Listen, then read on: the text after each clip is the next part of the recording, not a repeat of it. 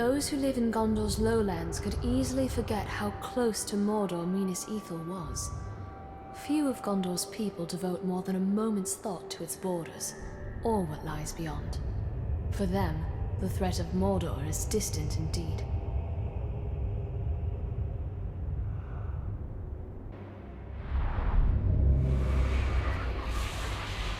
I've never seen a map of Gondor so detailed. Yet look at how little your people know of other lands.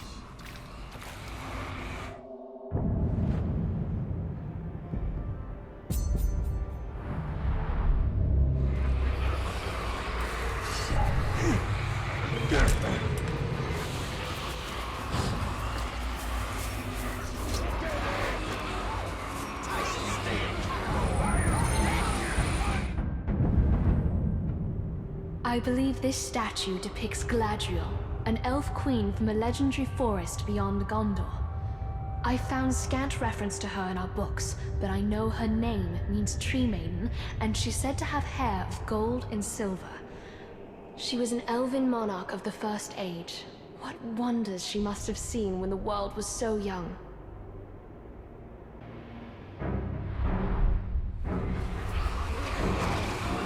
Did you know Galadriel? Know her? She is an aunt of sorts. Suffice it to say, we did not always see eye to eye.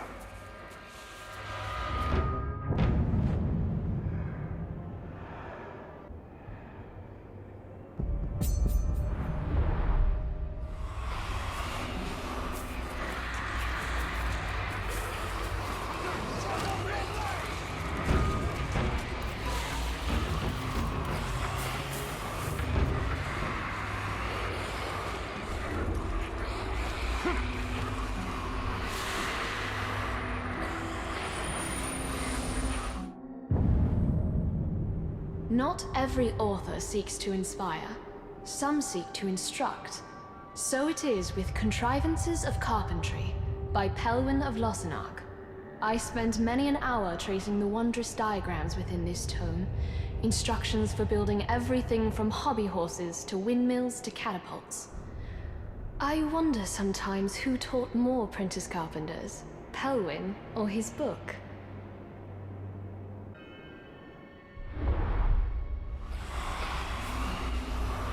As a lad, I was always fascinated by woodwork.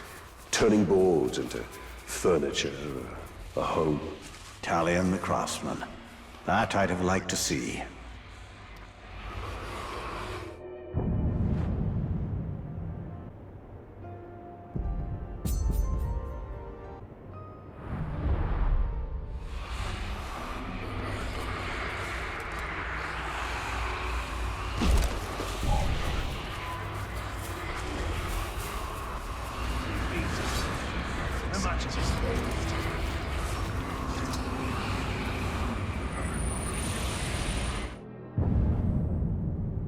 Numenor was an island in the Sundering Seas to the west, the greatest realm of men before it sank beneath the waves. Few survived that calamity, mostly pioneers keen to settle what we now call Middle-earth. We Gondorians have often sought inspiration in what we know of Numenor, and many a young soldier would come to touch the brow of this helmet, wondering what great battles in far-off lands its owner must have seen.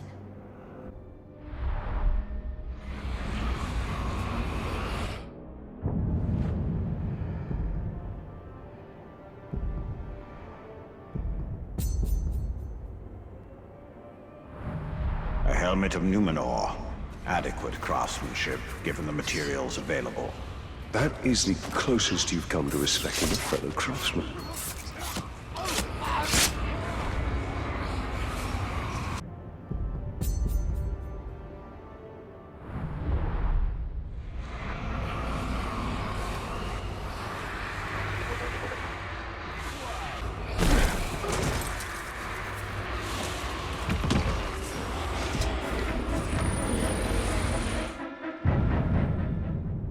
The ability to scry, to see beyond the limit of ordinary vision, has always fascinated us.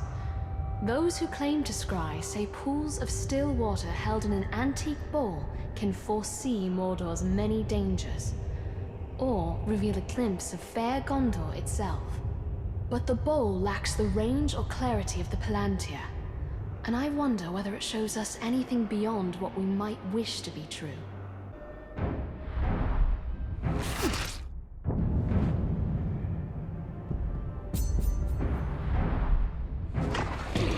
Could the elves scry with such a bowl? Yes, and doing so was safer than using a Palantir, because the visions travel in only one direction.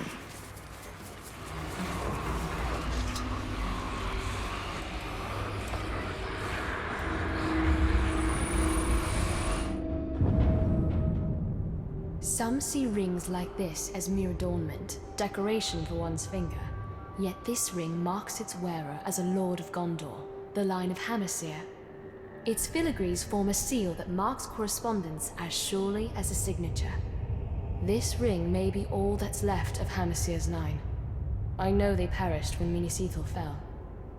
When a ring has symbolic significance, it is far more powerful than ordinary jewelry.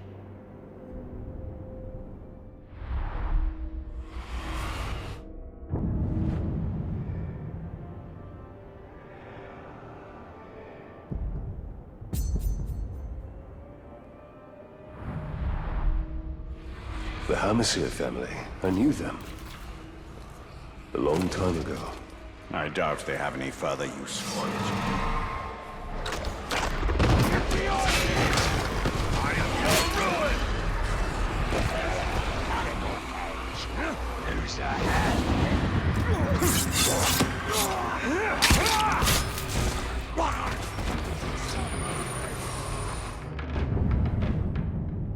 Minas Ithil's bookshelves cannot compare to the great libraries of Minas Tirith, but they're still the biggest collection of knowledge for miles in any direction. As a girl, I thrilled at the wisdom gathered here. Everything from histories to poetry to cookbooks from a bygone age. This one, Tales of Farthest Umbar, was a childhood favorite. Stories of daring from pirates of old. Real corsairs are far less noble than these tales make them out to be, I'm sure. But they can't be as cruel as the orcs.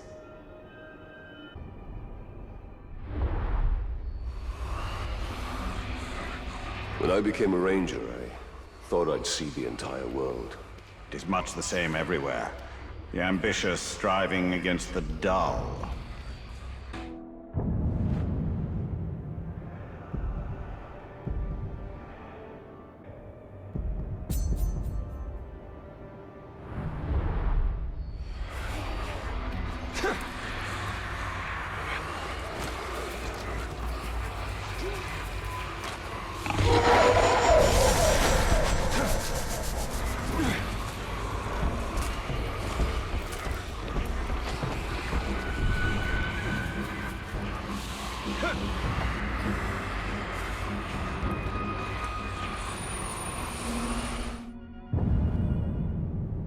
This ore comes from a longboat that washed ashore in the Bay of Belfalis, and it surely passed through many a corsair's hands before finding its way inland, where I espied it atop a merchant's cart years ago. I've often wondered about the hands that rode it to sea. Were they the calloused hands of a slave, or those of a dashing corsair of Umbar? I suppose I'll never know.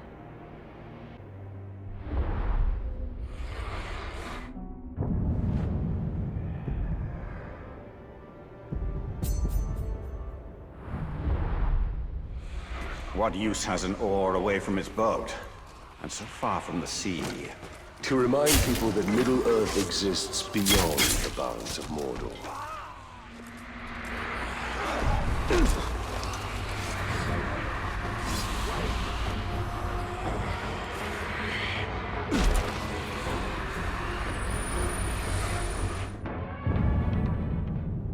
My first drill instructor told me, trust in your training, not your armor.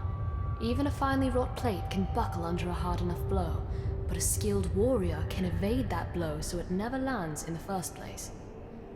Now Minas Ithil has buckled under. Some blows are impossible to evade, so we do the next best thing. Stand back up again, wounded as we are.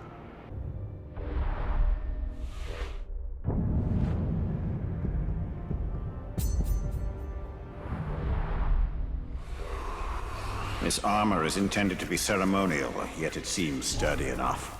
As it should be. Gondor has little need for ceremony of late. Their beasts won't stop us from taking their fortress.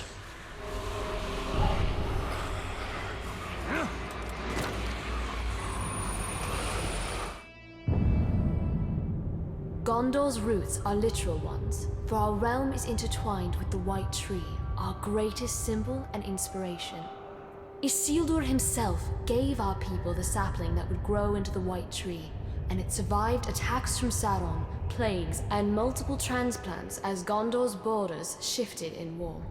Today, the White Tree stands in our capital, Minas Tirith, though it will not blossom again until the king returns, as my father once said.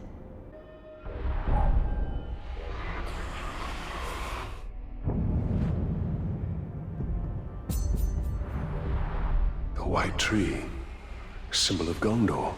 Your nation will need more than symbols to inspire it soon enough.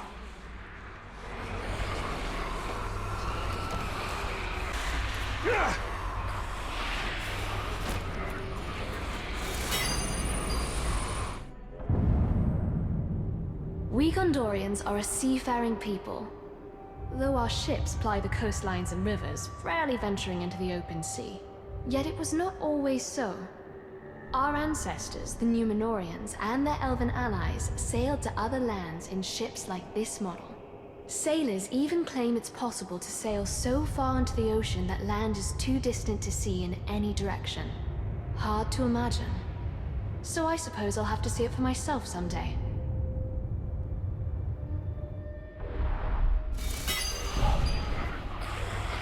Did the elves truly sail in vessels such as these? In the First Age, this would count among the most ordinary ships in our fleet.